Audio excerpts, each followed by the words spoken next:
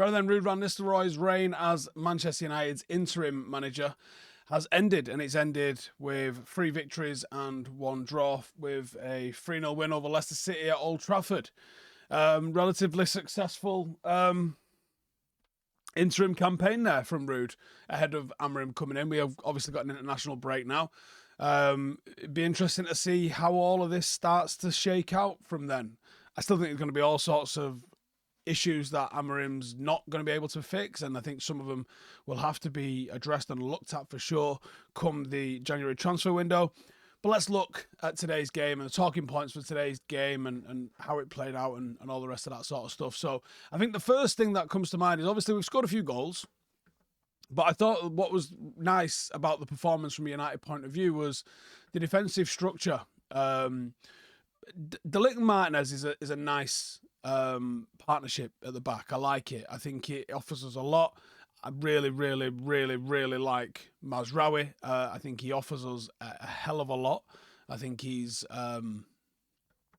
genuinely one of our better signings. I think he's a joy to watch.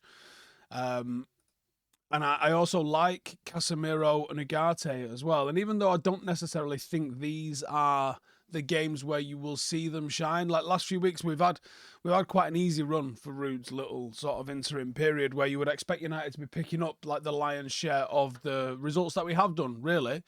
You know, and even against Chelsea, you could argue that we could have done a little bit better there, really, than we actually did. We could have got more out of that game than we actually did. They didn't really put us under a whole load of pressure. It was a bit boring. In fact, I would sum up this sort of last few weeks as just double boring. The amount of draws we've had and the performances within those, they've been a bit boring, haven't they? So even though I don't necessarily think we saw the best of Casemiro and Ugarte, I can almost envisage how they would perform. You know, when we do go to the likes of the Emirates away, Anfield away, that sort of place, where I think you're going to need 2 hard-working players that are going to try and win the ball back for you and then move it forward so you can start to play. They complement each other real nice. I think Casemiro's hit like sort of first season Casemiro form again lately. Maybe it's having someone like Ugarte alongside him. Maybe it's just a little bit of a break that he's had, but whatever it is, Casemiro's playing nice, and I think they complement each other real well alongside what is a strong defence in behind them. De Ligt, Martinez, and Mazraoui largely, and then obviously Dalot's sort of playing as a bit of an auxiliary forward in that 3-2-5 kind of setup. So it's good to see. Now, Bruno Fernandes, of course, we've got to talk about Bruno. Influential, instrumental, another 6 key passes from him. Didn't quite get both goals, but, you know, forced the own goal. So you got to give him credit for the second goal, really. He opened the scoring for us nice and early, 17 minutes in. On his 250th appearance, I think it's really important to sort of look back and think about what we've got as a player and what we've had as a player in Bruno Fernandes, because he's been a pivotal figure, and he's been unfortunate to have been at Manchester United in a period where we've been so bad and we've rolled through so many different managers. His numbers stack up against anybody from the success of the Sir Alex Ferguson era. Now, he's not perfect, and there's bits in his game that frustrate at times, but let's just look on the what we've got side of this. You know, he was quite instrumental today, and his pass accuracy wasn't quite as high as it has been in some recent weeks, but I don't think it ventured into the he's trying to force it kind of vibe that, you know, we've absolutely seen in the past from Bruno Fernandes. Really productive attacking performance from him, and I would leave it at that. I wouldn't even bother thinking about, well, he lost the ball a few times. I don't care. He created 6 chances. He basically scored 2 goals, you know, and he was in the mix for getting a 3rd. So a really strong showing from Bruno Fernandes. Very happy with that. And I think semi-related to that was that there was quite a lot of interchangeability and fluidity in the forward line. Rashford comes off another game without a goal or an assist, but I don't necessarily think he had a bad game. I thought his involvement was good. He kept Leicester on their toes. He contributed to real smooth transitions from midfield into attack. I thought it was a decent little showing from him and from Ahmad as well, actually. And I think the fact that we saw them changing positions, and obviously Ahmad being on the left-hand side to start, to create Bruno's opener, shown that, highlighted that the fluidity amongst the forward line was really, really good to see. The one person in the forward line that maybe didn't get that was Rasmus Højlund. Another quiet game.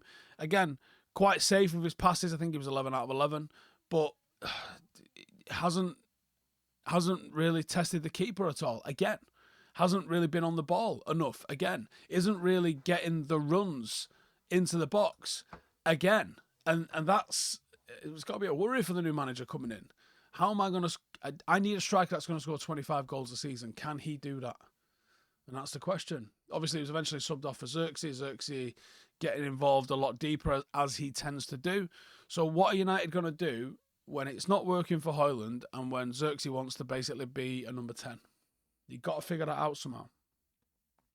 On Leicester, they were pretty poor. They were pretty poor. You know, they did have some intent. They penetrated wide quite well. They had quite a lot of corners actually that didn't really do anything. Ayew had a decent chance, which was a bit of a missed opportunity. But they couldn't convert some of the pressure that they did have into goals. Now, I would say United have come away with this with 3 goals. We didn't create a hell of a lot in that game. Now, if I have a look here and what we actually did create, how many was it in total? So XG actually was 0.77 at Leicester and 0.7 for us. 13 shots total, 1 big chance. Wasn't, I mean, they was on 6. Wasn't really the sort of dicking a 3-0 suggests. You know, a lot of United shots were a little bit far out, a little bit wayward maybe. Yeah, not really the sort of game where you're like, oh God, yeah, really nailed it. We had 3 shots on target. Leicester had 5. Yet we've won 3-0. Mad that, innit? Because I didn't think United ever felt really troubled by Leicester to a great extent. Maybe at 2-0 there was a few times where they looked like they might be able to squeeze their way back into the game, but I didn't feel like, oh no, this game's going to get away from us at all here. But no, mad that. You know, Leicester had 5 shots on target to our 3. It's a little bit like, obviously, an extreme example of this. Like when we lost to Liverpool 7-0, they had 8 shots on target. Sometimes you're clinical. United, quite clearly, clinical. 3 shots on target today, won 3-0. What does that tell you? What does that tell you? Obviously, Garnacho comes off the bench and gets a goal. Again, Bright's back, but this is what I like. He is a fantastic impact sub. I've never wavered on my opinion of that. I think he's a great impact sub. And the deficiencies that he has in his game, which would make me not want to start him, that gets totally flipped 180 when you talk about him as an impact sub. You can come on and be a little bit selfish. You can come on and you can be a little bit try hard with stuff and force things to happen. And he does that and he did that. And I like that. That's what you want to see. And then I would say, let's talk a little bit about the depth. You know, and we can touch on a little bit on City losing 4 in a row, which is fucking nuts, isn't it, right? And we can all have a laugh, and we all did have a laugh yesterday, didn't we, on Twitter, but Rodri's a fantastic player. But the amount of times that United were told to just deal with losing the likes of Martinez last season, and just like you've spent whatever, just fucking deal with it when you've got the likes of Johnny Evans turning out for you, Willy Kambala turning out for you. Yet City, with the rest of their squad being what it is to assemble and who it is in terms of personnel, you take Rodri out of that team and it's a complete house of cards. It just comes crashing down. So when we say, so is Pep just now a shit coach over 4 games?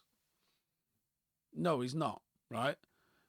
But it shows the importance of players. I mentioned it on one of the podcasts, I think, last week. We was talking about the importance of a manager and how it's overstated, and that there are outliers. Like really, really bad managers are going to be really, really bad for a team, and really, really good managers are going to be really, really good for a team. Sir Alex Ferguson was probably an outlier.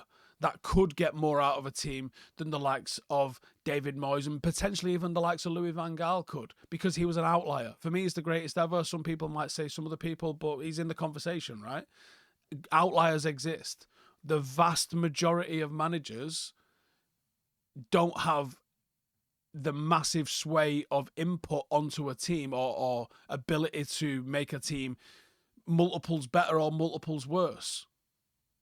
That's the whole point. It's like there's a big fat bell curve where most managers' impact on a team is not that great.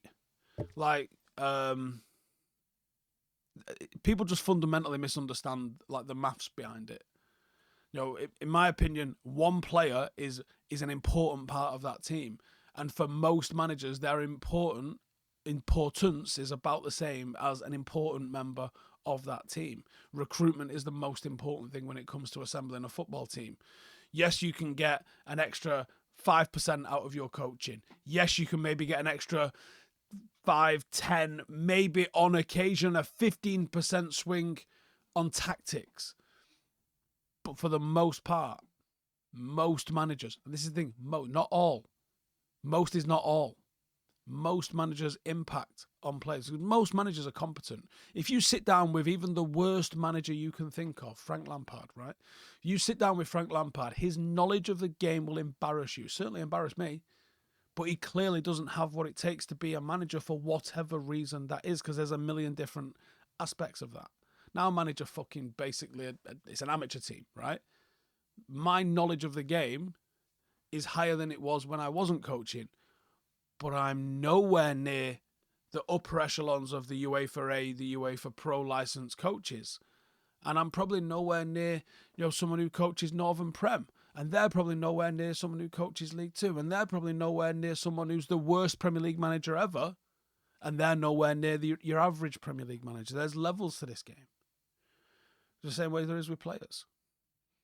So yeah, as funny as it is watching City fall apart like this, one, it won't last. Two, they'll probably just go and spend fucking 200 million on someone in January. And three, it might mean Liverpool could win the league. But like I said on Twitter, if that happens, one, we deflect about Pep and Rodri. Two, we laugh at Arsenal. Because how funny would it be if their little fucking period of success literally just replicated what Spurs did? And three, maybe Klopp wasn't that fucking special in the first place. If Slot can come in and just win a league with them. So that's what we're going to do. We're going to deflect. Anyway, take it easy. Cheers for tuning in. 5 things and player ratings will be out tomorrow. So come and tune in for those, and I'll see you in the next one. Laters.